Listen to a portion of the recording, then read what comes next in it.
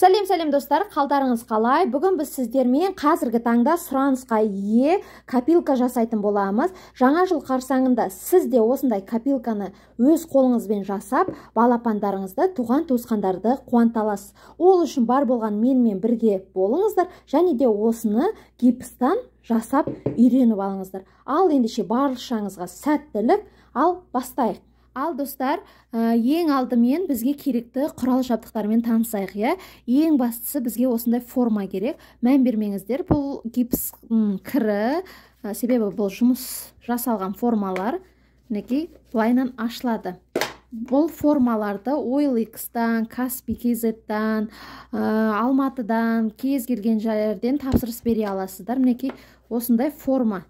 Форманың түрі өте көп. Қазір бізде жаңа жыл жақындап келе жатқандықтан мен сіздерге осы шыршаның копилкасын көрсетейін деп тұрмын. Қараңыздар, форманы осылайынан қатты барлығын дайындап алғаннан кейін бізге осындай қысқыштар керек.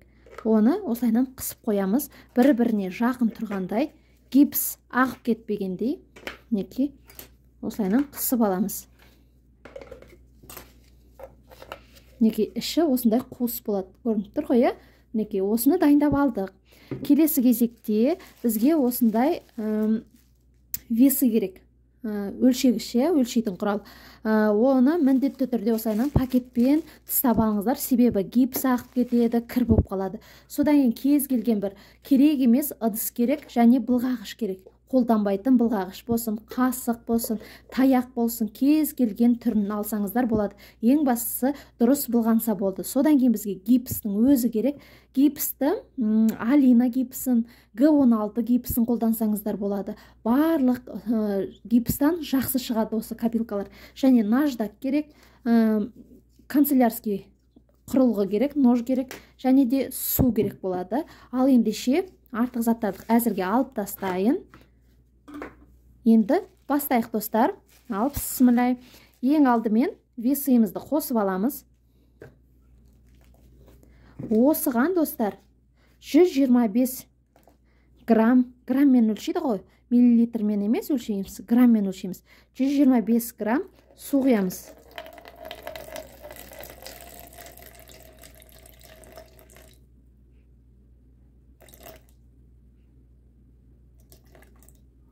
Неке 125 грамм су құйып алдық. Келесі кезекте гипстан 170 грамм саламыз.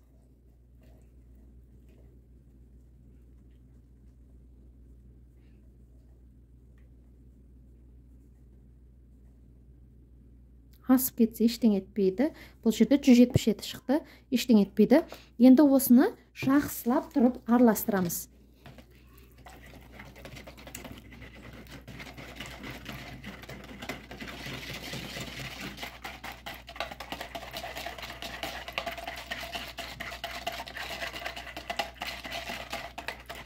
Ішінде түйір қалмау керек.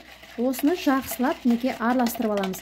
Негізі, достар, жұмыс жасайтын столдарыңыздың үстіне міндетті түрде бір пакет төсеп алыңыздар, иә? Жұмыс жасар кезде. Енді осыны осыған құямыз.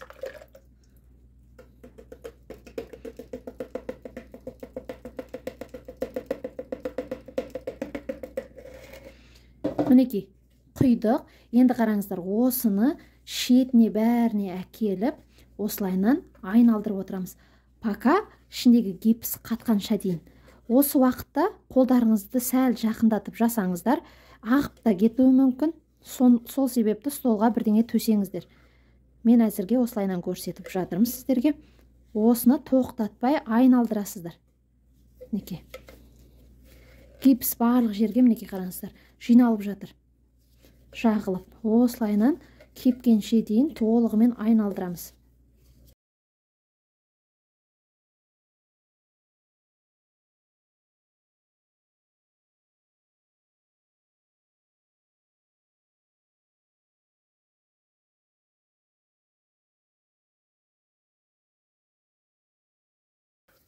Мінекей қараңыздар, ішіне барлығына жағылды. Ешқандай сұйықтық қалған жоқ. Енді әзірге бұны қоя тұрамыз.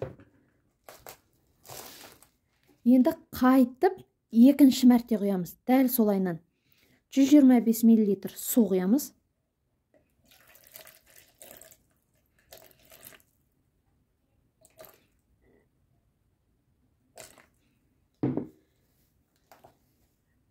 «170 грамм гипс саламыз.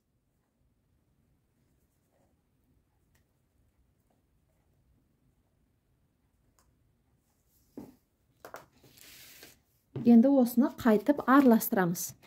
Ешқандай түйір қалмай. Осыны 3 рет қайталаймыз. Мынау екінші рет, үшіншісінде де дәл осылайынан дайындаймыз.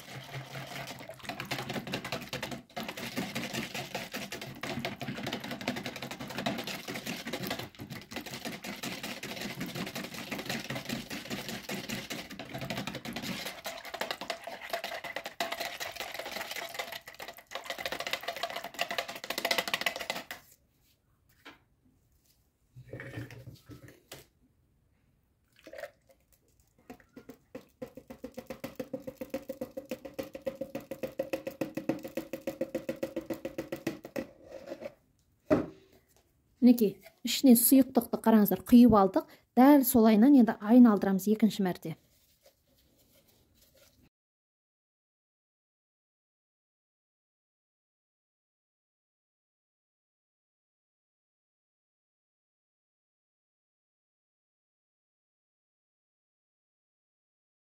Ал мінекей достар, қараңыздар, екінші мәрте құйып алдық. Мінекей барлығы тегістей жағылды, жан-жағына ешқандай сұйықтық қалған жоқ. Енді үшінші рет, соңғы рет дәл осы сұйықтықты қайталаймыз. Ал мінекей достар, үшінші рет дайындап алдық. Осы кезде сіздерге бір қандай да бір түзу картон ба, түзу тақтай ма, сондай бір қажет болады. Менде бұл Каматекс макет жасайтын. Негізі картонның қаттысын қолданбасаңыздар, беті қағаз картон жабысып қалады гипсқа. Сондықтан кез келген бір қатты зат тауып алыңыздар. Енді үшінші мәрте бұны құямыз.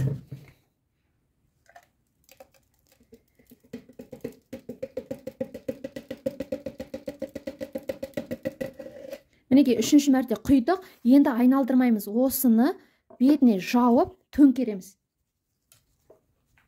Мінекей түбін жасаймыз енді. Сәл шығат жан-жағынан, оған мән бермеңіздер. Асты тегістелу керек. Енді осыны ақырын түзу етіп қоямыз.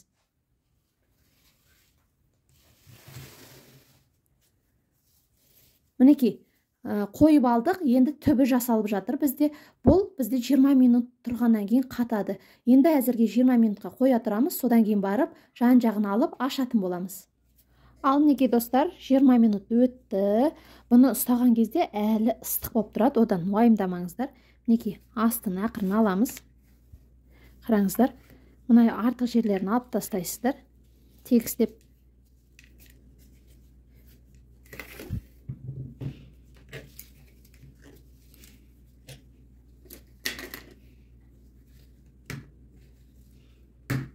Мінекей үстінен ашасыздар ақырын.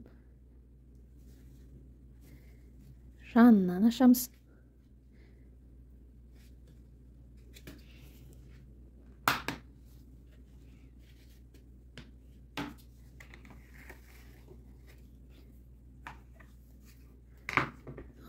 Мінекей шыршамыз дайын болды.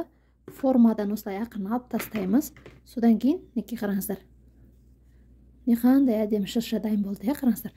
Түбі барлығы осындай қалыңдықта.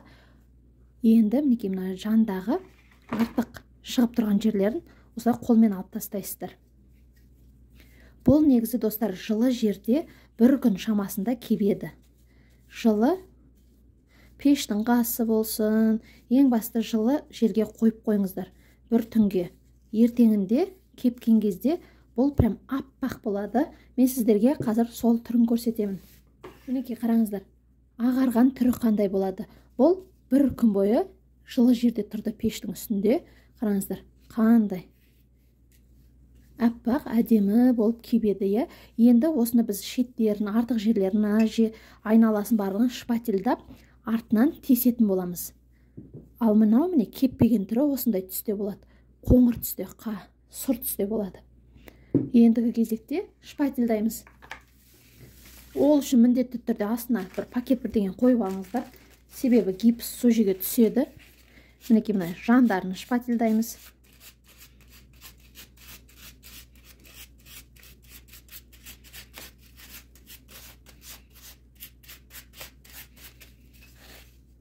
Мінекей мына шеттерін.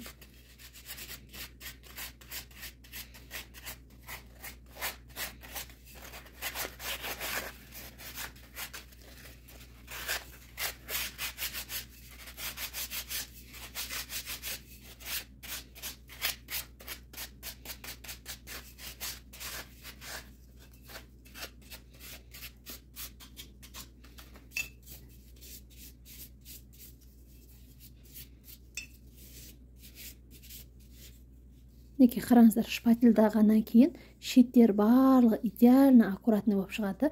Ендігі кезекте бізге мына артын тесуіміз керек.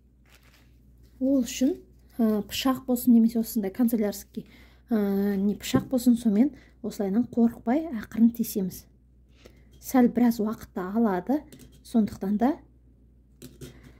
мен қазір осылайынан бастайын, содан кейін тесіп болған күйін көрсетемін.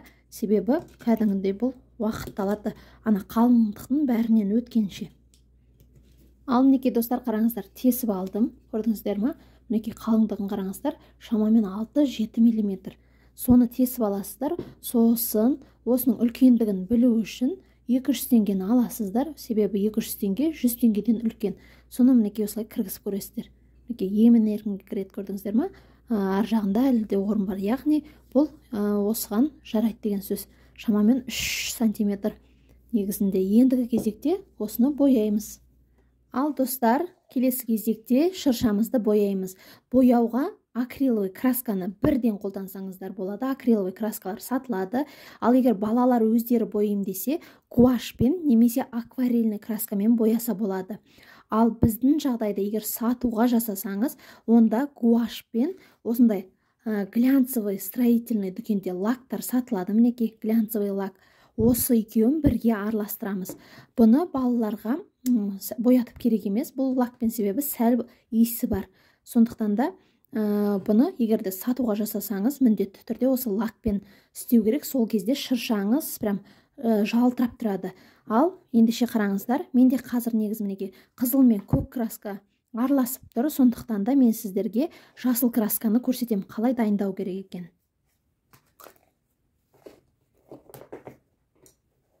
Гуашымыздан аламыз жасыл красканы.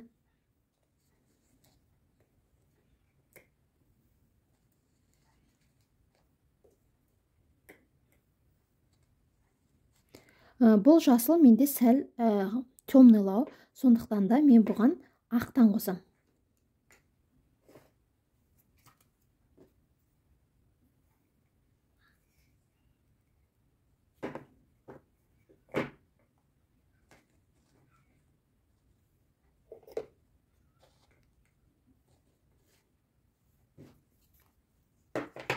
Ендігі кезекте бір қасық глянцевый лакты қосамыз.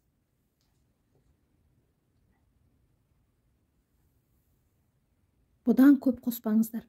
Осы бір қасық лак жеткілікті бізге. Енді осыны жақсылап араластырасыздар.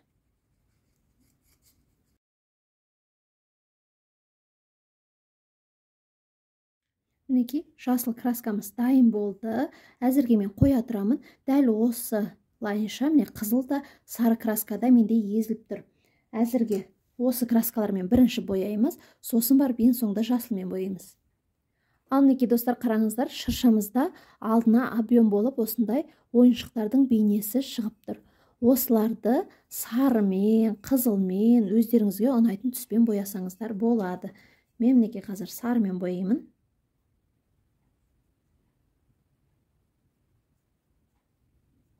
Бұл краска кепкеннен кейін өте әдемі көрінеді.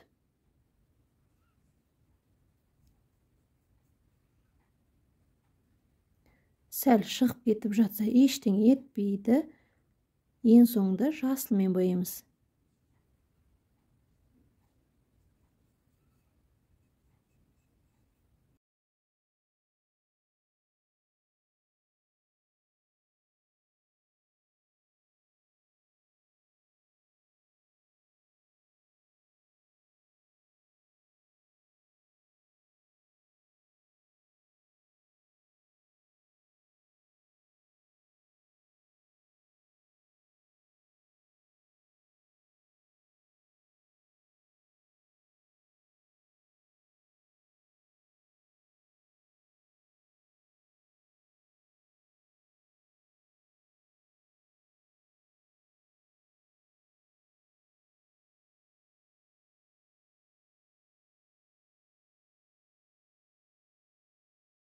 Мінекей достар, осылайша толығымен енді соңғысы шыршаны бояп шығамыз. Ал мінекей достар, қараңыздар, жасыл краскамен жақсылап бояп алдық. Енді мынау сәл кепсін. Кепкеннен кейін енді шеттеріне қар жасайтын боламыз. Ал мінекей қараңыздар, оны қалай жасаймыз? Мінекей менде тағы да алдыңғыдан боялғаннан қалған ақ краска бар. Бұл ақ гуашпен мына лактың қосындысы. Енді соған ыдыс жуатын губкаларыңыздан жаңасынан осылайынан қиып аласыздар. Содан кейін шетіне осылайынан батырып аламыз, қараңыздар, ақ красканы. Енді жай ғана осының шеттерін осылайынан айналдырып басып шығамыз.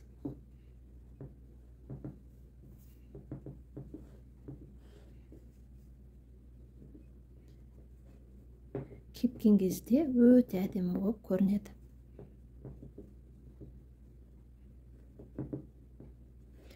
Қалаған жерлеріңізге жақсаңыздар болады қардың бейнесін.